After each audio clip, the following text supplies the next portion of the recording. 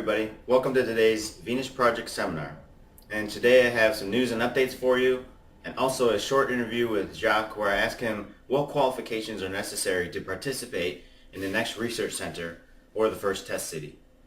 He also goes into TVP systems and educational topics. But first, I have some news and updates. The Timeline 3D project was fully funded, and thank you to everybody who participated. It went very fast, only 5 days for the $200 project, and in fact we went up above the $200, which is even better. And it's going to pay for the Timeline 3D program and at least 1 year of web hosting, and that is basically giving everybody access to the program itself online, and they'll be able to scroll back and forth as they please. And it's becoming even a more in-depth project than I had first imagined. So the first iteration of it's going to be TVP past, present, and future, and that's going to be quite similar to the one you saw that I demonstrated on the Sunday seminar a few weeks back. And then I'm going to go much more in depth. I'm working on that right now actually, and that is Jacques' life, and even previous to his life, the influences on his life, which would be his parents, his grandparents, and stuff like that. So, and it will demonstrate the different things that happened to him in his life. And it's going to be very similar to, there's a book being done about his life. There's actually a documentary being worked on about his life right now. And look forward to that Kickstarter campaign pretty soon. Alright, so anyway, that's a very good thing. I would say about 3 to 4 weeks maximum on the Timeline 3D being available to the public. And we'll give that link out, and I'll try to get it hosted directly on the TVP main site. And I think it'll be a great learning tool. Next thing we have for you is the Veterans for the Venus Project promotional video that Jacques Fresco did about 2 days ago. My fellow American veterans, my name is Jacques Fresco. I served in the Army Air Force at Wright Field, Dayton, Ohio, from 1942 to 1944 in the Design Development Laboratories, where we worked on many different drawings of new aircraft. And I developed a new type of wing structure, and the Army patented that wing structure. I was greatly influenced by President Dwight D. Eisenhower, and he said that war settles nothing. And I was also influenced by Smedley Butler, who wrote a book called War is a Racket. He said, "For a very few, this racket, like bootlegging and other underworld rackets, brings fancy profits. But the cost of operations is always transferred to the people who do not profit." And this is what bothers me. I think that when you draft people or you ask people to volunteer their service and offer their life for their country, that you ought to draft all the war industries so no one makes a profit out of war. This is the way I see it, but I don't see it as private gain. I believe World War II caused a lot of deaths among military people who really believed they were fighting a war that was plausible. And there was reason for joining the Army, to try to save our country. But I think that the propaganda that they received was so great that it made them want to serve in the Army. I feel that all the stories have not been told. And I think that Dwight D. Eisenhower plus Smedley Butler tried to tell us about war. So vicious was this war propaganda that even God was brought into it. With few exceptions, our clergymen joined in the clamor to kill, kill, kill. To kill the Germans. God is on our side. It is His will that the Germans be killed. And in Germany, the good pastors called upon the Germans to kill the Allies, to please the same God. Beautiful ideals were painted for our boys who were sent out to die. Instead of a Pentagon in Washington, we ought to have a Pentagon of social engineers who try to bridge the difference between nations rather than develop killing machines. I'm very much against developing weapons of war. I'm very much against the murders of war. I would rather spend our time bridging the difference between nations and seeing where we can work together, what we have in common, and work that out.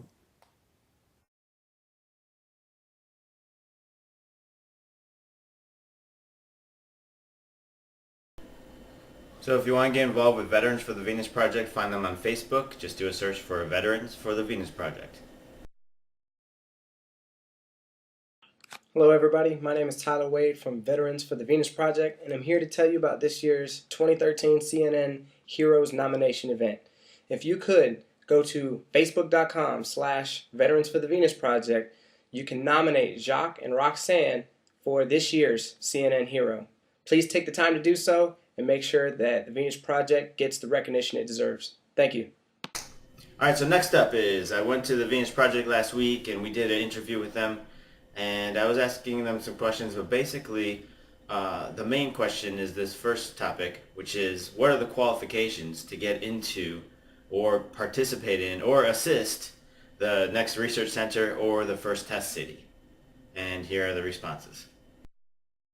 For people to be included in the new research center or the first test city? They should be very well informed on the use of computers, laptops. They should be capable of generating 3 views to buildings. They should know architecture. And they should be capable of understanding and servicing computers to a certain extent. They should be students of automation and very good at basic science.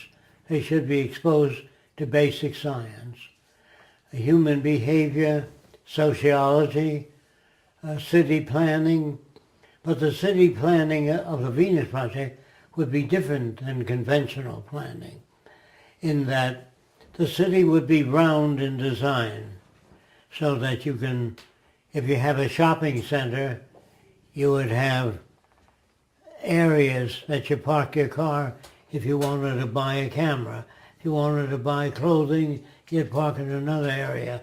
On the outside of the building, there'll be areas marked off telling you what you can buy in different areas. So not all parking is in the same place. It's all around the center. Talking more about the specific needs of that first research center, like this thing, but the next version of it, where it'll be we 1/8 need of the city, mechanical. which is being designed. We need mechanical engineers, planners, structural engineers, architects, and literary people that can write about this sort of thing. So it makes it very clear to people exactly what the Venus Project is. If they deviate from the Venus Project, I can't assume responsibility. Then they're going off in another direction. Right. And I will tell them that's not the Venus Project. It's your particular interpretation of it. All right, and then we talked about needing the needs of a media center in that first place to continue the educational aspects, to continue the documentaries, continue the. I would TV say show. what we're doing in the first center, the first city or the first research center, is we need people in the sciences that would be producing CAD drawings, designing the next city, and producing materials and products to go within the city itself, the initial city, the research center.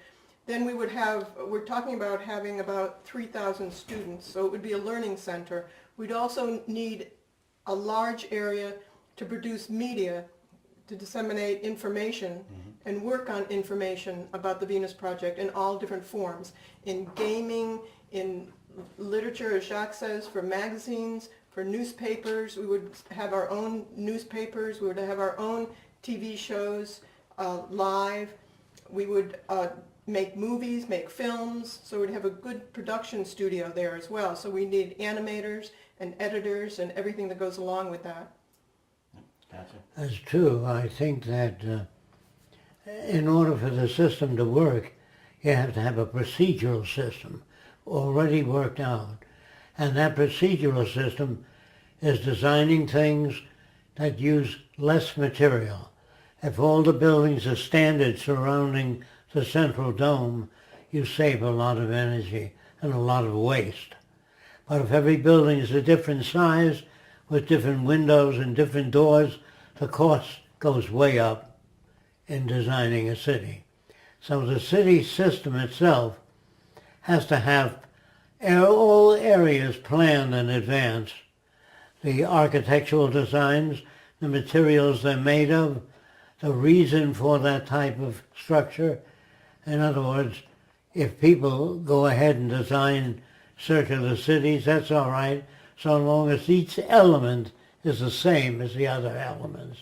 So we only have to design, in this case, 1/8 of the city and then reproduce it all around so you have a circular city.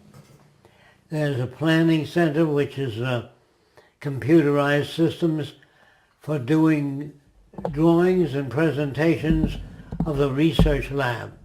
They're basically the same. All research labs consist of, top view, the letter C would look like the letter C, and they'd be alongside of one another.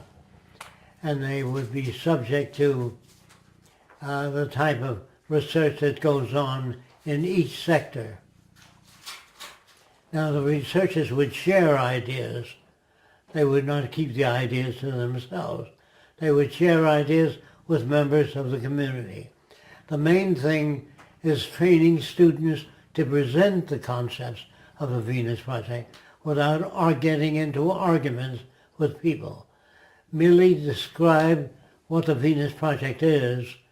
If they don't understand it, come at them another way, but don't get into an argument about it. If they want to argue about it, just drop it. I got you. So, yeah, one of the aspects of the education system there would be teaching students... Talking to children as you would talk to adults. You don't talk about a Mickey Mouse Club. You talk about the real world, how plants grow, how we depend on nature. We're not separate from nature. We're not immune to learning new things.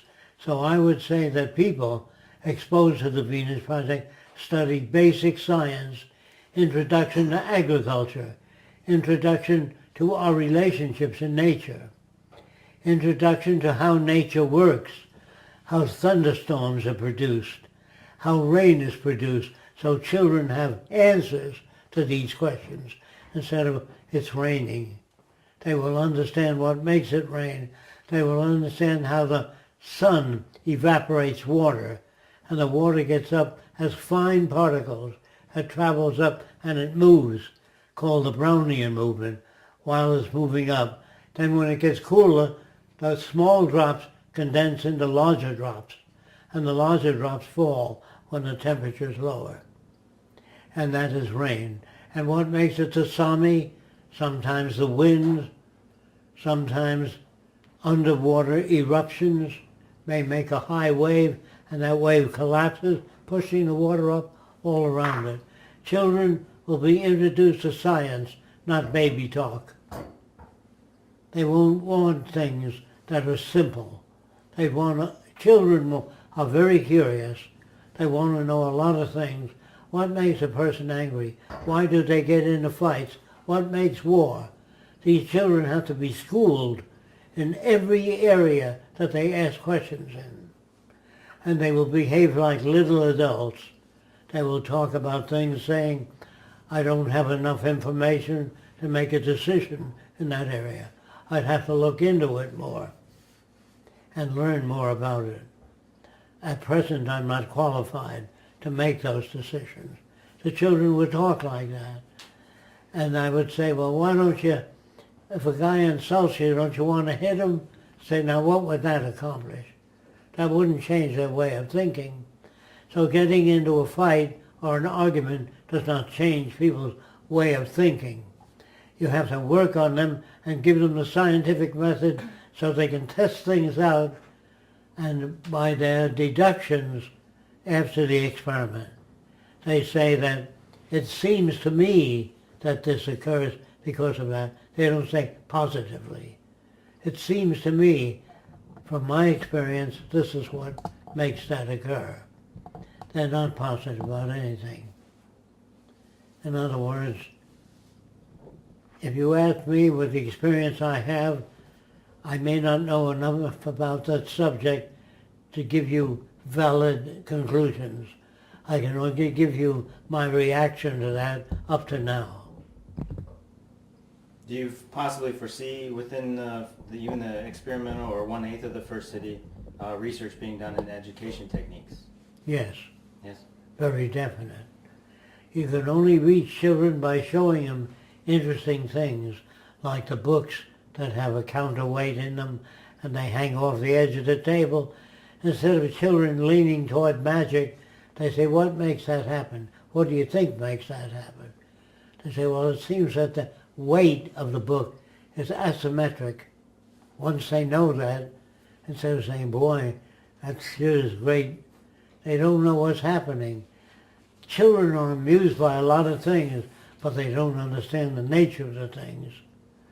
And they would have to understand what makes rain, tsunamis, earthquakes. They'll have to understand how the earth builds up into a mound, and then the earth shakes. They'd have to understand pre-earthquake conditions. They would have to understand how a hurricane tears a wooden roof off a building by drag and aerodynamic principles. So the buildings of the future would be designed not to be, no, you'll have to do that first. It has to go under the shoulders. You have to do that first, No, that thing has to go under the, yeah. and then you put the counterweight there. And with No. the kids, yeah. So me referring to it as experimental education, it actually is Like that. degrading it a bit. It's not experimental. Demonstration only. Mm-hmm. Without demonstration, they might imagine their own views. So if you show them something specifically, they will know exactly what you mean. There's a counterweight in the head, not in the feet. Gotcha. And when he kicks that jar away from the feet, the kids are amused by how that hangs over. But they will know that it's a weight distribution problem. It's basic physics. Yes. And I think that's one of my attitudes is They that have to be introduced to that instead of saying, gee, that's a good trick. I want them to know what they're talking about. I liken the concepts of resource-based economy and the whole social design to astrophysics. And we're trying to talk to these aspects about people who don't even have the basics of physics. And they do ask and- questions like, what if an individual comes up that's very different? Well, how can that happen? How can a uniform environment produce an individual? Unless they've been exposed to many different environments, then they'd be an individual. But if they're exposed to a scientific method, they'd say to another kid, what gives you that conclusion? How did you arrive at that? Instead of saying, gee, I've learned something new. They would thank the kid and ask for recommendations to get more information on that subject. That would be You interesting to see. understand? Children would be very different than they are today. They would not be aggressive. They would not say, hey, you, I can run faster than you, because that would prove nothing, even if they did run faster than you. Or I bet I can fight you. That wouldn't prove anything. But if they say, I've found a new formula in geometry, I wish to share it with you, I'd like to know what you think of it. They will be more like that, more like sharing ideas and examining things more closely, saying, gee, I never thought of that aspect. I'd like to look into it more.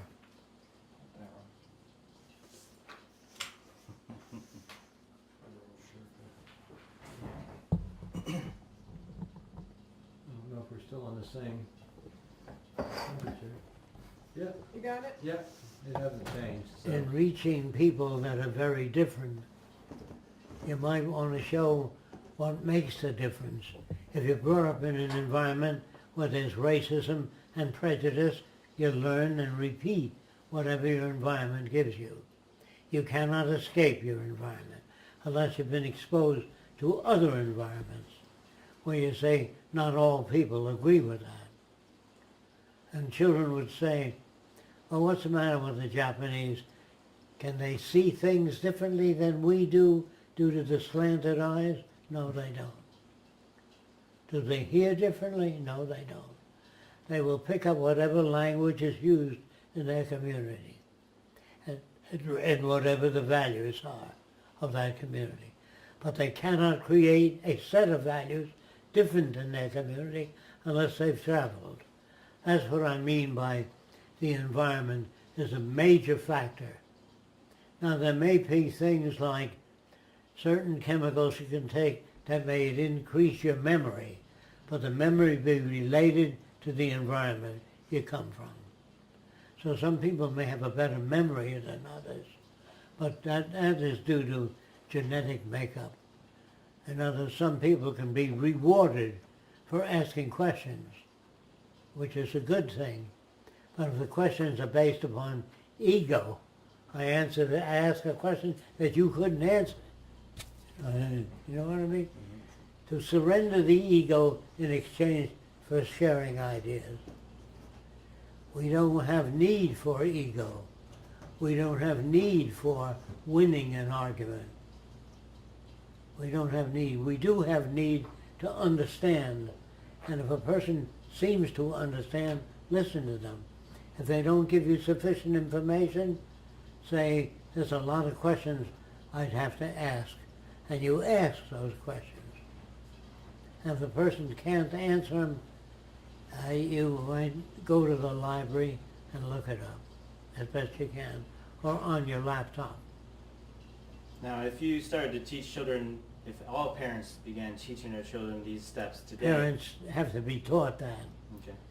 In other words, when I visited the Klan, they said, the Ku Klux Klan I'm talking about, when I visited them, they said, you're a smart guy, what do you think of the Klan? I didn't tell them what I thought of the Klan. I just said it's a great idea, but it doesn't go far enough.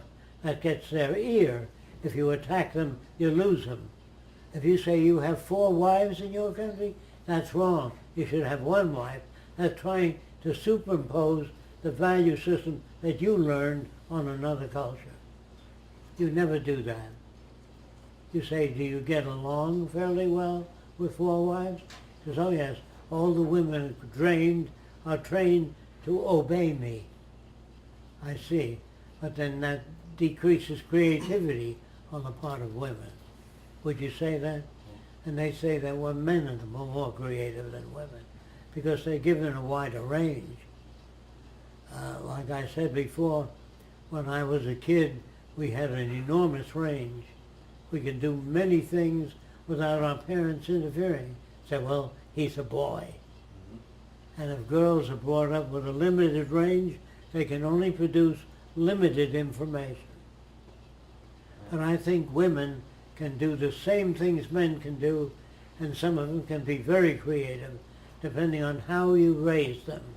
If you raise them in the scientific method, and you do away with ego, if you're able to do that, so they learn to say, well, what makes 2 raindrops come together? You know, whatever it is. Another person will say, I don't know that, and they don't feel dumb. They feel that they don't have that information. There's nobody calls another person dumb or you're stupid. They know that the person doesn't have access to that kind of information. So a lot of the language would be not only not used, but it won't be changed. It'll be changed in accordance with what we know. Does that make sense to you? A child that says, hey you, I can run faster than you, is brought up in a distorted environment. They already have a problem. But if we raise the children away from their parents, then they're going to be fairly uniform in their information. They'll know what makes evaporation, how the sun raises small drops of water while they vibrate up and back, and they go up into the stratosphere, and they cool off, and they drop back. The kids will know that. Uniform in information, that's an important point, but not uniform in personality. No. Or, yeah, okay. Well, they might be if asked the same subject. What makes a river flow? Rivers don't flow, gravity moves them. If they start higher, they move downhill due to gravity. Not the river is not flowing. Gravity is moving it. A ball doesn't roll down the hill. They say the ball is rolling down the hill like a ball has free will. The ball is responding to gravity. as demonstration of how our language is screwed up. Yes. The sun rises, the sun You does must not get rise. into semantics in school. You have to teach children to carefully choose their words based upon their understanding of clarification. And they have to use a newer language which will be evolved in the Venus Project. That'll come from computer science. Computers don't have emotions, so they won't put that out. Computer will never say, gee, that's a damn interesting phenomena. They will describe the phenomena to you and how it works, or tell you that they don't have enough information yet. So there's no room for computers or automation to take on emotions. I'm very glad that you read my book. No, they don't have that. They said, did you read that book? Did you get anything out of it? What did you get out of it? That type of thing. But not angry. Anger doesn't produce anything useful on the part of a human being. When they get angry, they're motivated to shut you up or punch you or make fun of you. In the future, that would serve no purpose, so language would evolve in relation to behavior. But Jock, I was going to ask you a question. You remember in that there was some book that talked about computers and heuristic learning systems, you know, that would mimic human responses. So No. do you That would be detrimental. If you gave humans, they wouldn't put it in other words. It would be too, by that point they'd realize who would there's have no information. yeah, it wouldn't be See, useful. emotions means when a guy says to a girl, I like you, or I love you, how can I see you again? That wouldn't occur to a computer. Well, what is your definition of heuristics then? Of a Well, you know, they use that I word would heuristic. do away with the word and come up with environment and how it shapes behavior. If you don't go into how the environment shapes behavior, then you're leaving a lot out to be speculative. And children don't speculate in the future. So I don't have enough information in aerodynamics to discuss the subject intelligently. They will know what they lack, and they will know where to find out if they want to know. Don't ask Uncle Harry. In other words, Uncle Harry says this or that. That would not be valid. If you brought up children to be more scientific, they wouldn't get along with their parents. There'd be a lot of problems. So you have to take the children away from the parents, or you have to send them to school where the parents are not present. And you tell the children, your parents were brought up in a different environment. In Australia, they speak with an Australian accent. If they're brought up in England, they speak with an English accent. If they come to America, they speak American accent.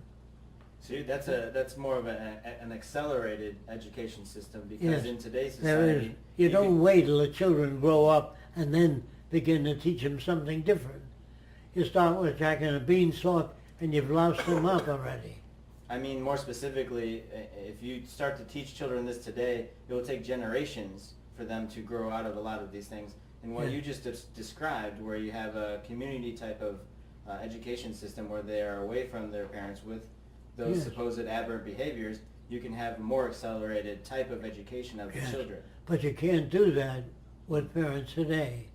You have to have the parents agree to send them to summer camp.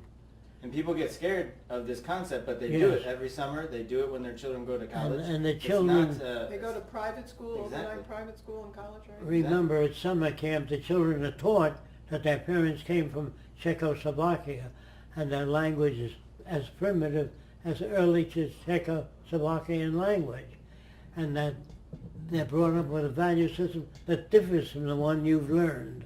So you must understand that. Don't attack your parents. Understand them. We're looking for understanding, not the ability to say, Dad, you've got it all wrong. You say, Dad, are you interested in what makes it rain? And the child might explain it to Dad. All right, guys, that's all we have time for today, and we'll get out of here. Thank you for watching, and thank you for everybody who's helped out with this show. Next week's show, I should like I said, talk about more, or should show some more of the interview with Jacques and Roxanne when I went there last week. And there's a few more interesting things that come up. And I think that's about it. So thanks for watching. We'll see you next week.